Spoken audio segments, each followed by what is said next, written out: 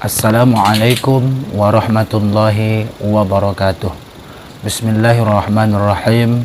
Alhamdulillahi rabbil alamin. Wassalatu wassalamu ala asyrafil anbiya'i wal mursalin wa ala alihi wa sahbihi ajma'in. Wa ba'du.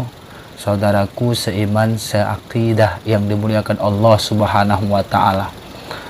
Karena sebentar lagi kita akan melaksanakan penyembelihan hewan kurban, maka ada baiknya kita sedikit lebih mengetahui persoalan-persoalan di dalam melakukan penyembelihan hewan kurban ini. Terkadang memang walaupun kita sudah selalu dan sering mendengarkan tuan-tuan guru kita, muallim-muallim kita, guru-guru kita, ustadz-ustadz kita yang telah menyampaikan hukum dan hikmahnya, tapi tak adalah salahnya kalau kita ingin kembali menyegarkan mungkin ingatan kita kembali, terkhusus kepada saya. Mudah-mudahan apa yang kita sampaikan ini bermanfaat khusus buat saya dan pendengar semuanya. Mudah-mudahan tidak lupa untuk mensubscribe. Mudah-mudahan channel dakwah ini terus bisa memberikan manfaat kepada yang mendengarnya. Saudaraku seiman, seakidah yang dimuliakan oleh Allah Subhanahu wa ta'ala, bahwa ibadah kurban ini merupakan ibadah yang dicintai oleh Allah Subhanahu wa ta'ala, yang mana dicintainya ibadah kurban itu pada saat hari nahar dan hari-hari tasyrik. Jadi amalan anak Adam yang dicintai oleh Allah ketika di hari nahar itu tidak lain adalah amalan sunnah, yaitu hirapatit damil, menumpahkan darah, atau disebut dengan berkurban. Hukum berkurban ini, saudaraku yang dimuliakan oleh Allah, menurut mazhab kita adalah sunnah muakkadah.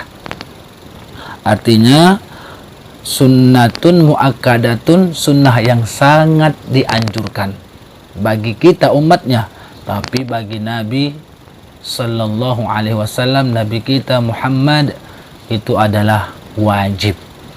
Oleh karenanya, saudaraku yang dimuliakan oleh Allah Subhanahu wa ta'ala, maka orang-orang yang berkurban itu nanti kurbannya akan datang di yaumil qiyamah. Dia akan menjadi tunggangan di titian Shiratal Mustaqim, atau nanti dia akan menjadi titian pada hari kiamah kelak. Nah, oleh karena itu, maka bagi orang-orang yang mampu, mudah-mudahan bisa melaksanakan kurban daripada melakukan ibadah yang berkaitan dengan maliyah yang bersifat sunnah, tetapi jangan lupakan ibadah berkurban. Apalagi sekarang ini, mudah-mudahan walaupun dalam keadaan kondisi yang kita sulit untuk mendapatkan harta karena suasana Covid, tetapi semangat kita mudah-mudahan tidak lentur dan mundur untuk senantiasa mensyiarkan, membesarkan a'zamu. Kita disuruh untuk mengagungkan ketika di hari nahar itu.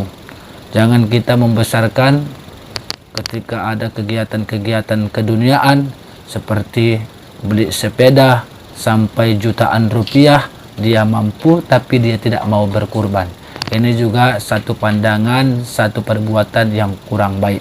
Saudaraku yang dimuliakan oleh Allah Subhanahu wa ta'ala, maka Rasulullah juga mengatakan di dalam hadis wa an Zabid bin Arqam, berkata beliau bahwa kata beliau itu qultu aw qalu ya Rasulullah ma hadhihi adahi, qala sunnatu abikum Ibrahim. Jadi di dalam hadis ini disebutkan bahwa Rasulullah Sallallahu Alaihi Wasallam mengatakan bahwa kurban ini, udhiyah ini adalah merupakan satu ibadah sunnah dari moyangmu, yaitu Ibrahim alaihi salam, Nabi kita Khalilullah Nabi Ibrahim alaihi salam.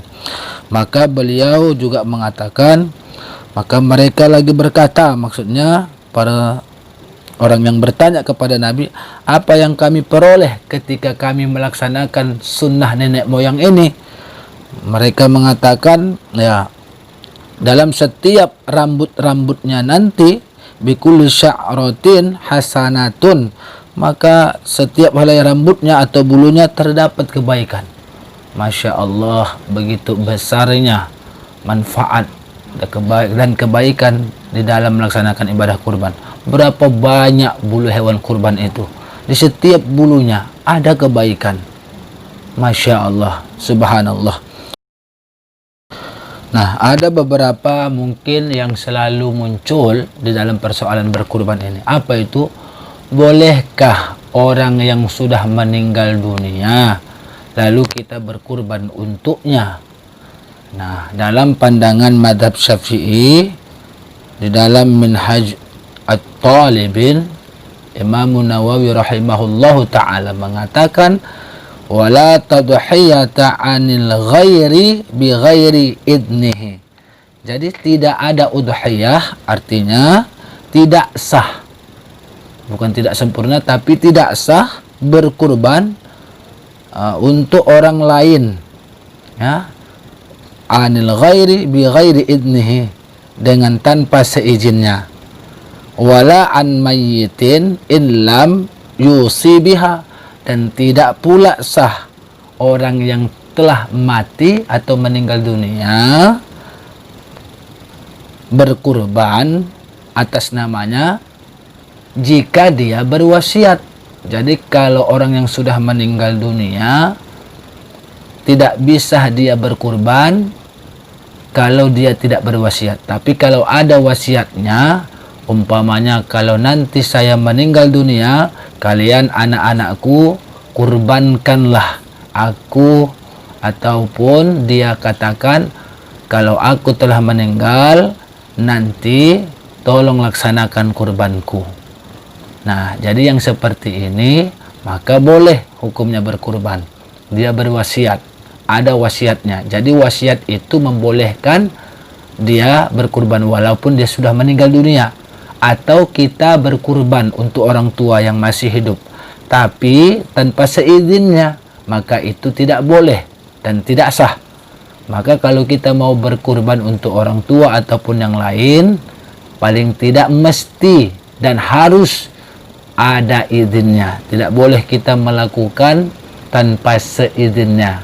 Artinya tidak dipandang sah nanti dia berkurban kalau dia tidak memberikan izin atas orang yang mau dia lakukan berkurban itu. Jadi oleh karena itu, saudaraku yang dimuliakan oleh Allah, ada dua hal yang dapat kita cerna dari ibarah ini. Kalau kita mau mengkurbankan orang lain, berkurban atas nama orang lain yang masih hidup, mesti ada izinnya. Sedangkan kalau kita berkurban untuk nama yang telah meninggal dunia, mesti ada wasiatnya. Demikian saja, mudah-mudahan akan kita lanjutkan pada sesi-sesi yang lain. Mudah-mudahan bermanfaat. Assalamualaikum warahmatullahi wabarakatuh.